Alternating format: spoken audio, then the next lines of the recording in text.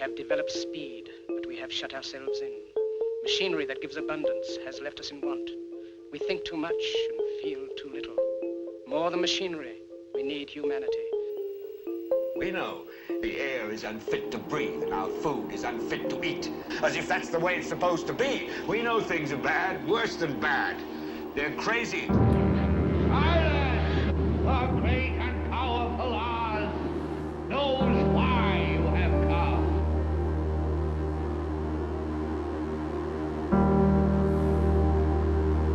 You've got to say, I'm a human being. God damn it! My life has value. You have meddled with the primal forces of nature. Don't give yourselves to brutes.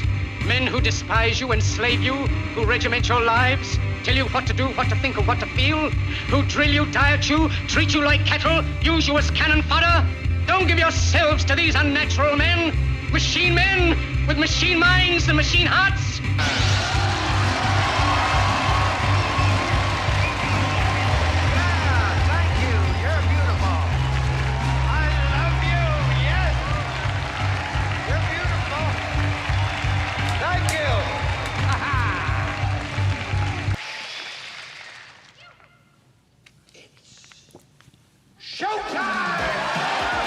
It's time to buckle up for making sense of the madness. And who loves you? And who do you love?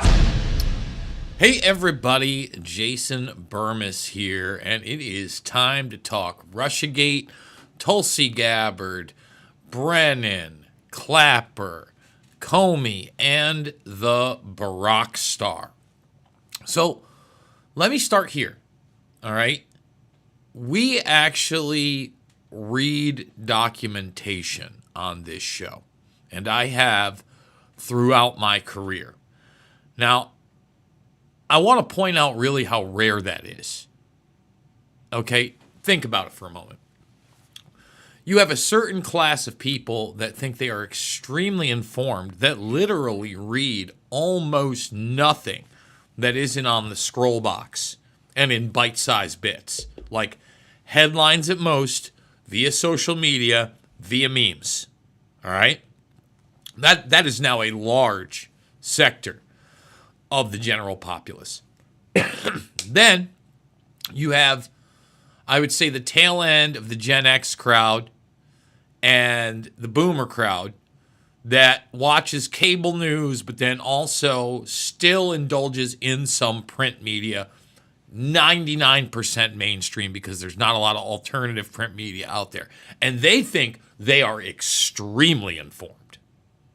The people that actually pick up and feel that New York Times, that Wall Street Journal, they think they are the bee's knees. How many of those people, okay, that are the so-called educated academic class in this country and in really global society, right? You could put this anywhere. Actually read the Mueller Report. Actually read the GRU reports. Actually read the lawsuit via Seymour Hersh and Ed Butowski. And we're going to talk about why that's important in a moment. I tell you what, if it's 1 out of 500 of those people that are, again, that are watching the news, and we're going to play a news clip here, okay, that are watching the news and reading the paper, maybe 1 in 500, I would say, is reading that stuff.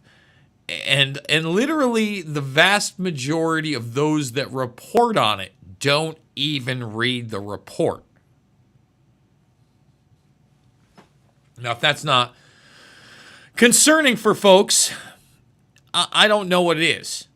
But it allows a pool of mass ignorance so that narratives can be set almost immediately with talking points that are regurgitated again and again and again from every side. A great modern example of that is the Justin Mackey case, where the mainstream alternative media made it all about a Hillary Clinton meme and a phone number. It's not the case at all. Like, at all, not even a little bit. Like, that was one small aspect of the case. And, Tucker Carlson regurgitated that narrative. He had Mackey on the broadcast. And really didn't delve into why they really went after him. They went after him because he was part of an effective group that was able to set political narratives and exploit social media. And they had flipped the more aggressive member to testify against him. And that member would be, quote-unquote, microchip, one of the people that claimed to put out the initial QAnon posts. That's a real... See, that's not a Jason Bermas narrative. It's what happened in court. So we're going to be talking a lot about what happened in court and what's in the documents. And the truth of the matter is that from what I've seen, and the evidence shows, Barack Obama, Clapper, Comey, Brennan, all guilty of sin. Are they going to jail? Absolutely not. I wish it were a different system.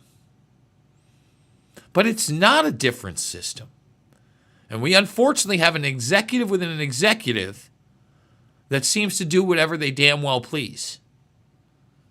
And this isn't me stumping for Trump, but the impeachments were nothing but Johnny nonsense. They were totally fabricated by this same intel system that's completely out of control. And in order to get to the level of to be able to do anything against the Barack star himself, I mean, you'd have to get to literal treason level and then have both sides of the aisle basically agree on that. It's not going to happen. Sorry. That's not the world we live in. In fact, the clip we play will be a reporter asking Trump about the Supreme Court ruling on his immunity and how that helps Barack Obama. I mean, it's a slam dunk for him. And then you have the statute of limitations on the other crimes committed against these other people in the executive. It's by design. All right? John Ratcliffe had Tulsi Gabbard's job in the first administration. Did nothing, nada, a zippity-doo-dah zilchy. What, if they didn't have access to the documents then? And we're also going to talk about documentation because there's a lot of talk of fake documents or, not writing things down. Listen, there's a whole bunch of that narrative management within the documents themselves.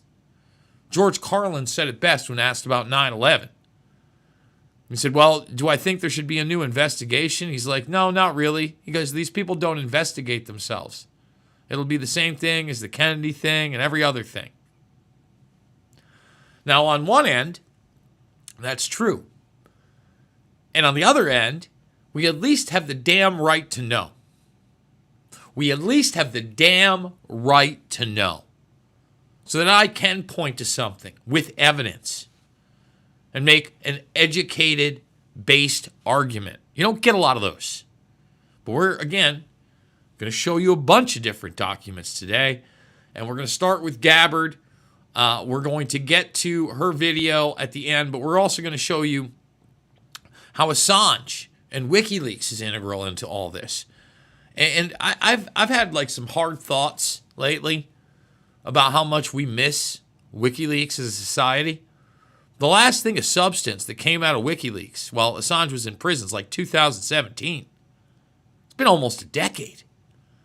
That was the OPCW stuff that showed that we were lied to about that entire Duma attack and chemical weapons. And Tulsi Gabbard, back then, was one of the few people within the government to even question that. Happened under the first Trump administration. They had a guy in there, looked a lot like Emperor frickin' Palpatine. And by the way, that same guy, when he met up with John Bolton, who came into the administration, Warhawk Walrus mustache, Okay? Commented about him being Satan. Let's. I didn't have that pulled up. Comments on John Bolton being Satan when meeting him. Let's see what we got here. Yeah, Mattis. Here it is. It's a joke. It's so funny. It's ha ha ha ha ha. He. Oh ho ho ho ho. Ah ha ha ha ha. He jokes that Bolton is devil. Oh, I heard you were the devil incarnate. Ha ha ha ha ha ha. It's all funny, these people. Yeah, it's not that funny to me. So this one's it's going to be a broad range episode. I do want to remind everybody, I cannot do it without you. $5, $10, $15. It absolutely means the world to me. I want to thank the new monthly supporter, those that have donated, big donations. Thank you. Once again, there are no paychecks. I hate to have to come to you guys, but we're fully demonetized on YouTube. Can't make any money there. We pay to be on Rumble. Barely make our money back on there. I've said it before. I think for the whole year, if we have like a net gain of like $500-$600 on Rumble, that's big time. Not monetized on X. I mean, kicking and screaming and clawing. And, although we've been growing on YouTube, there's no monetization in sight, and we actually lost subscribers today. For the first time, we've been on a gravy train with biscuit wheels, getting about 8 to 10 subscribers a day. For some reason, I must have said something that angered people. Well, that's fine, because we're certainly not changing it up. But let's get into it. One of the reasons I started with Bolton and the mustache. John Bolton slams Tulsi Gabbard over treasonous Obama report. She's imagined evidence that doesn't exist. Now, I want to point out that the mainstream media, this is the news, this is the Google AI. This is your defense department. You understand? That's exactly what this is. Gabbard and White House lying about intel on Russian interference in 2016, ex-CIA official says. Next one. How Tulsi Gabbard is trying to rewrite the history of the 2016 election. Gabbard attacks on Obama put the Attorney General in a tough spot. Now, Ratcliffe says that they're about to release some of the classified stuff of the Durham report. We're going to play this Gabbard clip where she talks about weapons of mass destruction and lies from that administration. No, it actually starts with 9/11. We still aren't being grown-ups about that. It's a big problem. Okay? And this idea that Russia hacked the election or hacked the Democratic Party, I've seen no evidence of it.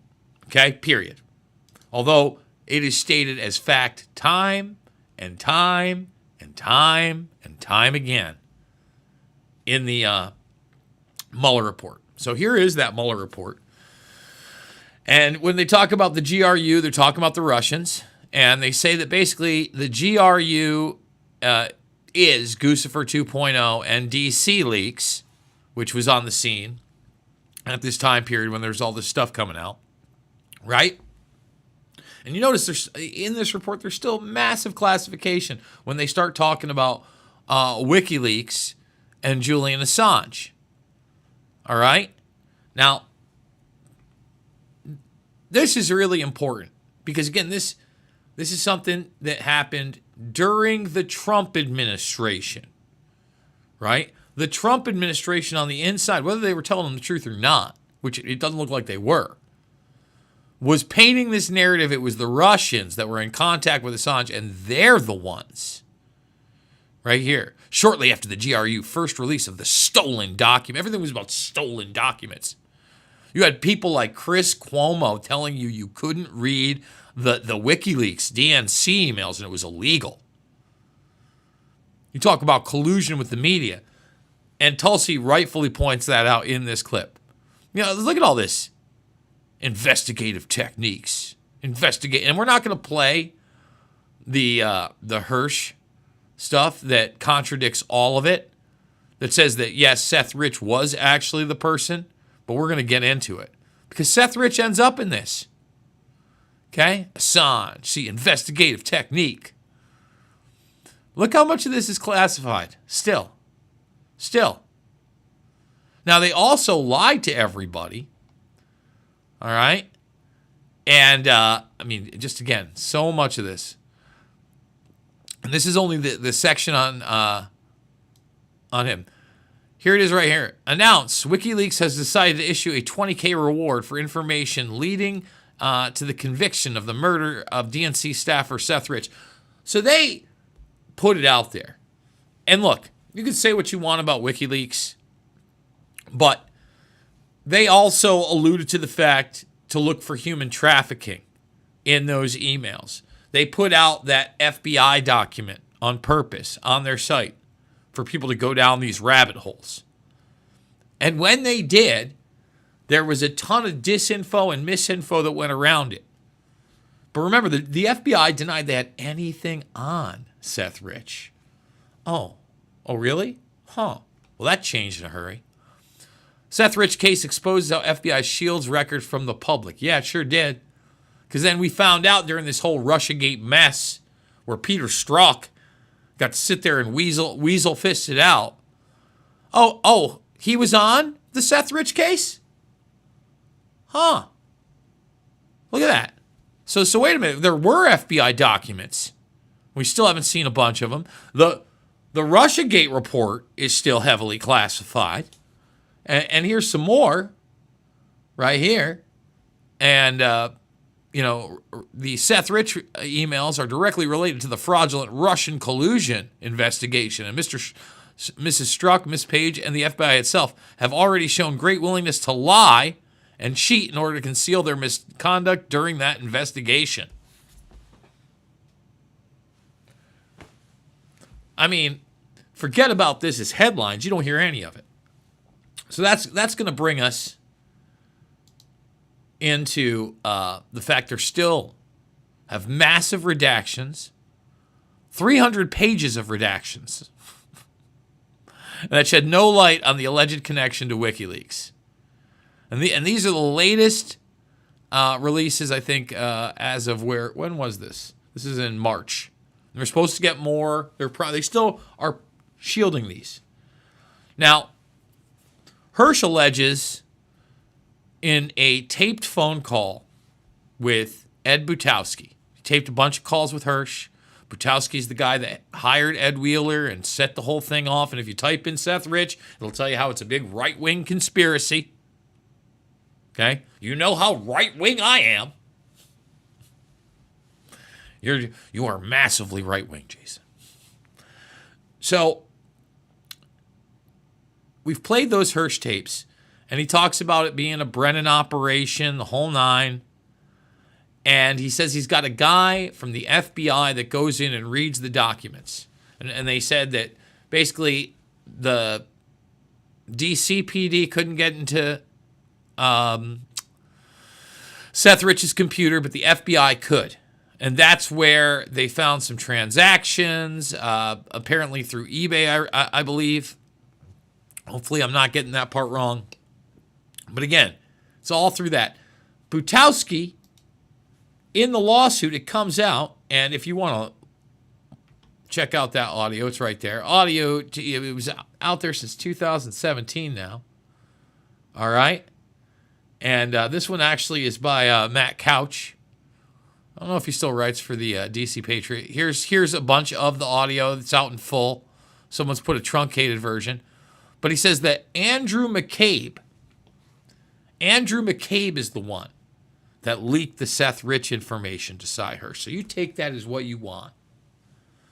Because McCabe's certainly no friend of the Trump administration. Now, again, because we read the documents, here is Butowski and Hirsch in court, part of the Wheeler lawsuit. All right. Basically saying that Hirsch told him who it was and he had his balls in a noose. Now, I've had Butowski on the program. He can't talk about any of this stuff after all these lawsuits, obviously. So with that said, let me reiterate it. These people are guilty as sin. Are they going to jail? No. Will there be indictments? Maybe this time. Maybe. This isn't super secret squirrel stuff that was... We got a whole bunch of sealed indictments. You told us. The white hats are coming. Where we go one, we go all. I never understood why people would believe any of that stuff. Now, you might see indictments, but the narratives have been set, and actual prosecutions are going to be extremely difficult. Forget about prosecutions that lead to convictions and punishment. I think it's almost an impossibility. And, Trump right here is kind of going to acknowledge that. Let's get into it. How do you think that the Supreme Court's ruling that benefited you on presidential immunity would apply to former President Barack Obama and what you're accusing him of doing? It probably helps him a lot. He's done criminal acts, there's no question about it. But he has immunity, and it probably helps him a lot. A trade agreement you're looking to sign too. He owes me big. President Trump saying former President Obama could benefit from Trump's own fight for presidential immunity. Now that Obama is tied to that explosive DNI report that details his administration's involvement in the Russia election hoax. Here now is the report's author, Director of National Security, Tulsi Gabbard. I mean, unfortunately, Fox, and I guess now they've got Charlie Kirk in there, they're like robots, too. The state of the media is just so damn piss poor. Welcome to the show, Director. Good morning. Good morning. So let's talk about the reactions that you have had to this report coming out. And also you've mentioned obstacles that you've had in actually putting and compiling this report. Yeah, thanks, Rachel. Thanks for continuing to bring this story to the forefront because of the magnitude of the implications of it. It's been interesting to see how the mainstream media has either refused to cover this story at all. The headlines or the lack thereof of newspapers, Washington Post, New York Times, and others in the days following this release have actually been quite deafening in their lack of coverage. And it's interesting to see how when they do cover this, they don't actually cover the revelations that these intelligence reports and the evidence that we released actually conveys to the American people. They simply talk about their criticisms of it or convey Democrat politicians' criticisms of it, but none of them actually dealing with the truth that has been revealed. Shocking. I mean, it's the playbook. And to me, there's two reasons for that. Number one is they don't want the American people to know the truth, but also they recognize the mainstream media's complicity in this, right. That they were fed early lines from this manufactured false intelligence assessment that President Obama ordered, that John Brennan and James Clapper created without any vetting, without any actual journalistic integrity of looking at what they were being fed. They received it and they printed it almost immediately. And then they went on to double down and triple down on this over the next several years.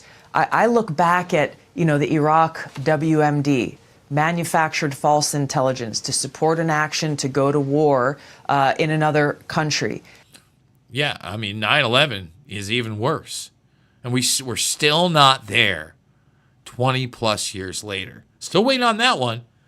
And that's the problem. The public is outraged, and rightfully so, about the Epstein stuff, right? Trump actually said they'd release the 9/11 stuff. And it's crickets on that. And I went back and looked at the mainstream media's complicity in that, and how many did they ever admit that they were wrong, that they failed as journalists? Really, they didn't. They gave, a couple of them gave some lame excuses, but there's a lot of parallels here for us to take a step back and look at, again, the magnitude of what has been revealed and why it's important to every American, not just Democrats or Republicans, but it really has to do with the foundational principles of our democratic republic and the integrity of that. That is the thing that I think a lot of the mainstream media folks, again, have refused to cover at all, or are failing to focus on. It's such an important point. Also, former President Obama's office responded to the documents that you've released, calling the bizarre allegations are ridiculous and a weak attempt at distraction. What is your response to the former president? They're doing the exact same thing that people like Senator Warner are doing. He was the head of the Intelligence Committee at the time. They would have to admit and actually address the details of their complicity in this, or their absolute failure in conducting the most basic responsibilities of, again, asking, where is this intelligence coming from? What are the sources? What proof do you have of these of this high confidence assessment? Remember, John Brennan and James Clapper at the time assessed, and James Comey, with high confidence that Russia aspired to help Donald Trump win the election in 2016, when there was no credible intelligence that actually reported that.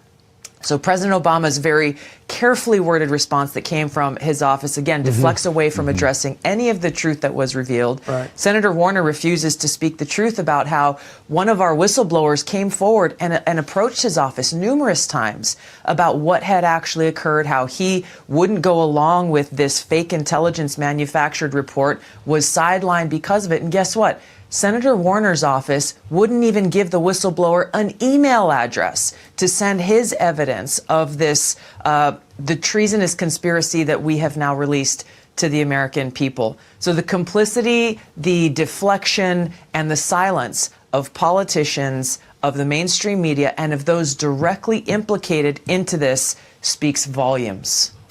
Director Gabbard, thank you for your clarity, your moral clarity on this, and for your courage to come out with this super quick.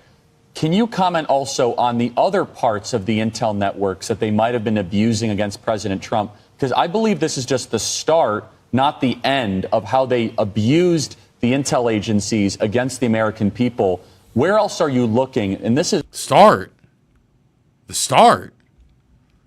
It's a clear continuation for decades, Kirk. My God. We're only 6 months into this term. I can't imagine what else you might discover.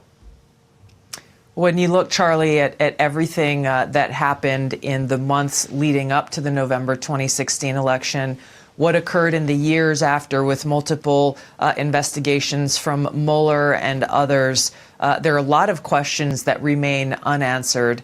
We are continuing in our core mission, our pursuit of the truth and bringing transparency and accountability. Well, then let's start declassifying everything, right? Let guys like me at least report on documents like we just showed you here today, especially with things like 9/11. I'm sure there's some juicy stuff there in Iraq, too. In fact, WikiLeaks published a bunch of juicy stuff that we never actually got a hold of. See how that works? Folks, you know the drill. I need you.